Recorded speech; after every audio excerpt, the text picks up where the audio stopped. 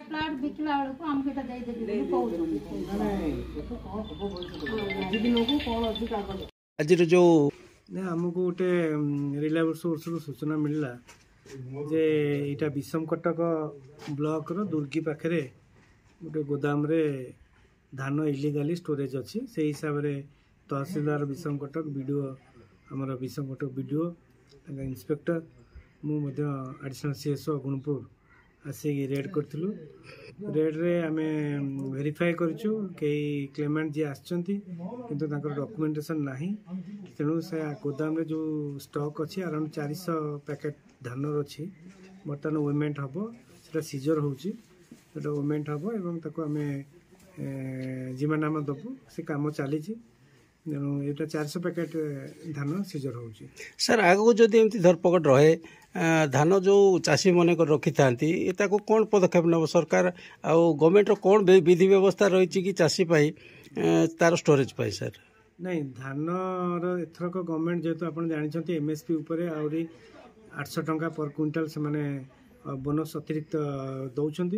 से आमर जो माने सब दलाल अच्छा बेपारी अच्छा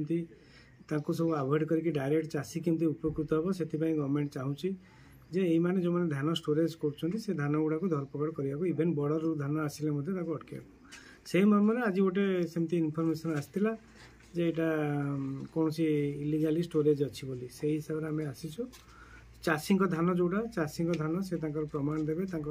स्टोरेज रखिथे से कौन आम प्रोब्लेम ना टोकन अनुसार से धान नहीं देवे। बर्तमान जो मंडी व्यवस्था है बर्तमान चाषी मैंने खड़ारे रखिंट धान सबू तो से बर्तमान केमती करेंगे से माने शीत काकर बिलर जगिबे धान ना कोट रखिए नहीं मंडी आमर 17 तारीख रु 17 डिसेम्बर खोलुची चारिआडे से अनुसार जो मान टोकन आसी आम सब आरएमसी यार्ड रे टोकन जो मान आडभांस टोकन कहीचु आग धान गुड़ा मंडी नहीं पकेबे चढ़ाऊ आज आमर ये दुर्गी एरिया दुईटा गोदाम रे कराइला दुईटा गोदाम रु गोटे गोदाम आम वेरिफिकेशन करूँ लैंड वेरिफिकेशन करूँ जहाँफल जना पड़ा ता लैंड अनुसार रेकर्ड अनुसार धान कटाई से धान तार निजर चाषी धान बोली प्रमाण मिलूँ किंतु आउ गोटे गोदाम जोटा आम ए चढ़ा कलु सेटार